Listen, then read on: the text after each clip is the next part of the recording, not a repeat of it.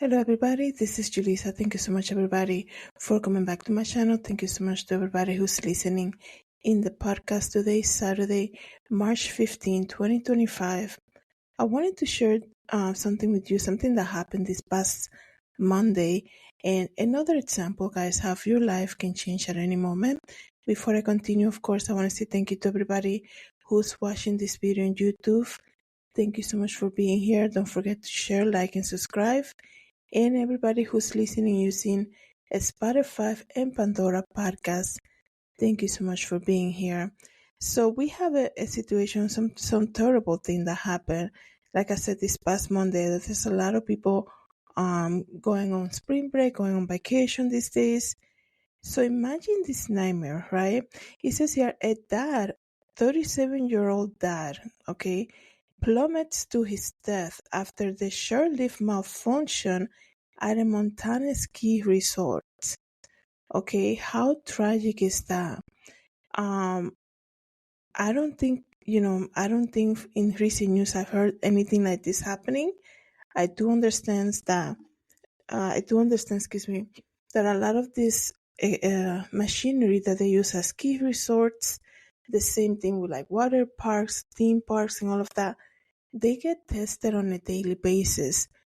So something like this usually doesn't happen, even though I gotta say, in the recent years, maybe the past 2 years, more and more we are seeing where there's an issue with the rides. You see people stuck for hours on theme park rides, but this one, for the whole chair to fall out, to malfunction, fall out, and then take this man's life, that is so tragic.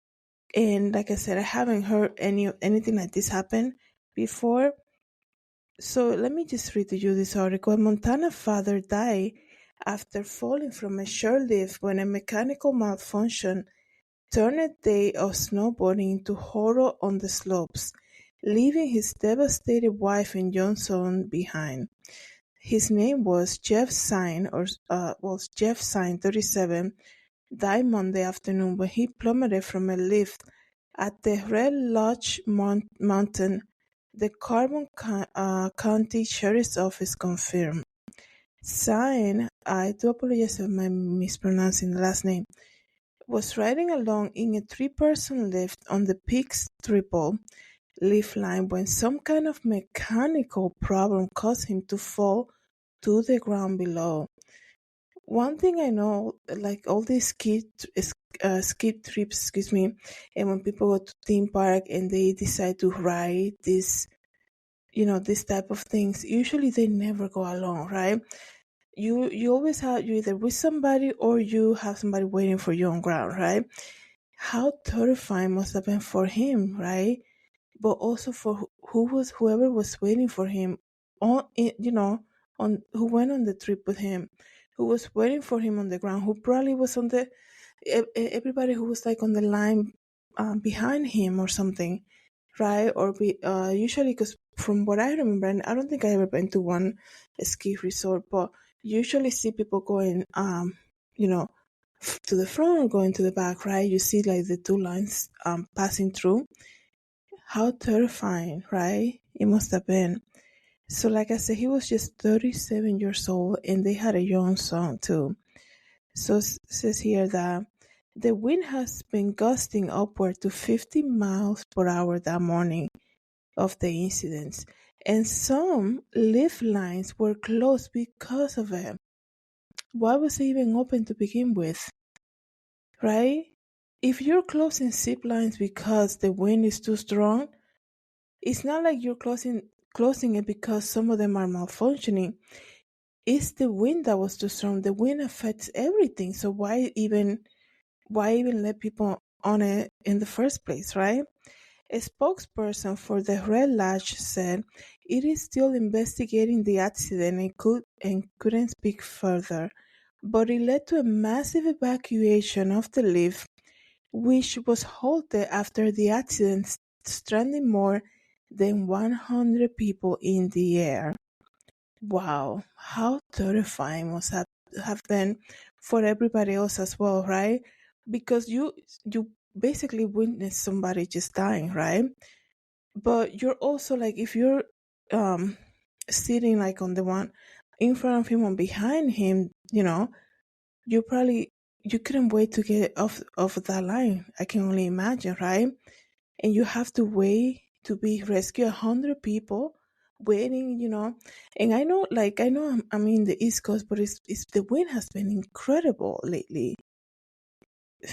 Why was it even open in the first place, right? So let me just continue to see here. Ski patrol units had to use rope system to lower them to safety one by one. What a rescue mission. 100 of them, right? The triple chairlift has been in operation since 1983 and was fully up to safety code with daily inspections according to the resort, excuse me. It will remain closed until the issue is assessed. He leaves behind a 2-year-old son and his wife who knew him.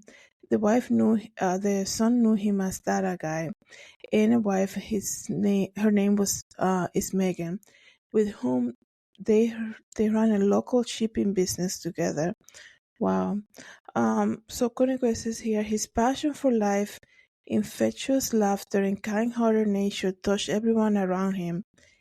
And he was a man who always put other people first. He was supporting his family, being there for his friends, bringing joy to those lucky enough to spend time with him. It says here also, fatal accidents on ski lift are fairly rare, according to the National Ski Area Association. That's what I was telling you guys earlier, because normally you don't hear about something like this happening. Like I said, you hear about a ride being stuck with people like up in the air for like an hour. You hear about things like that, like at a theme park, and usually from ski resorts, you don't really hear that, right? So it's very rare. Definitely, as they say, because they knew the wind was too strong. That's why some of the zip lines were not available. So I hope they do the full investigation, like who took that decision, right? Who's behind? Somebody approved them to continue on, and maybe you always have to look at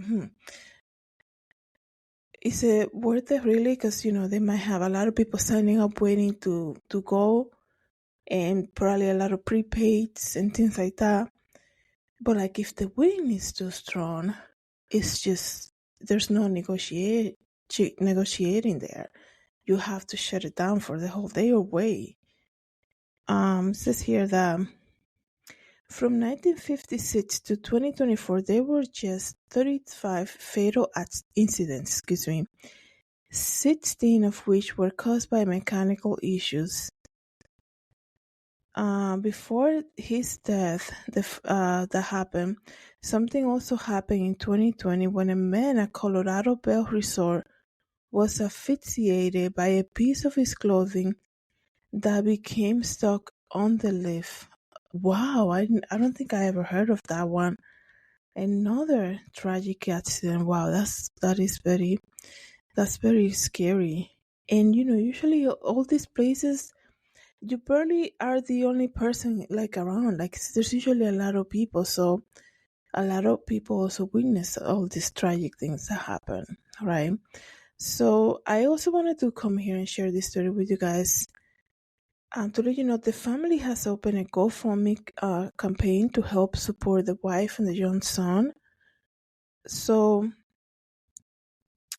I'm going to leave the link. You guys know that I love to come here and share with you GoFundMe campaigns. It's a way as we can come together and help.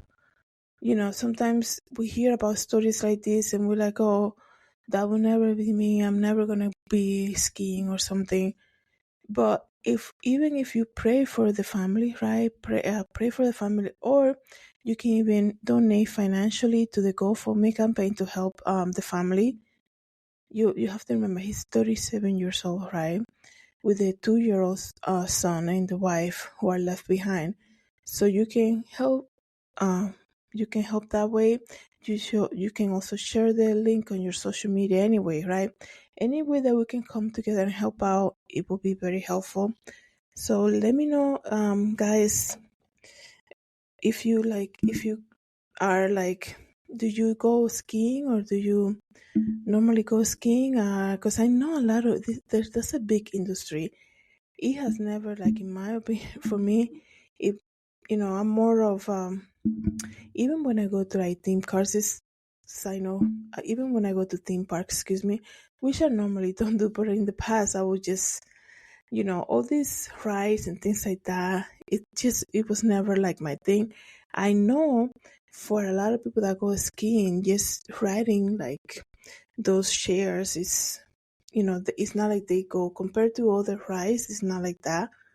But anyways, you guys, I'm gonna leave the link so we can come together and help the family out. Like I said, thank you so much, everybody, for coming back to my channel. Thank you to everybody who's listening in the podcast. Have a good day, everybody. God bless.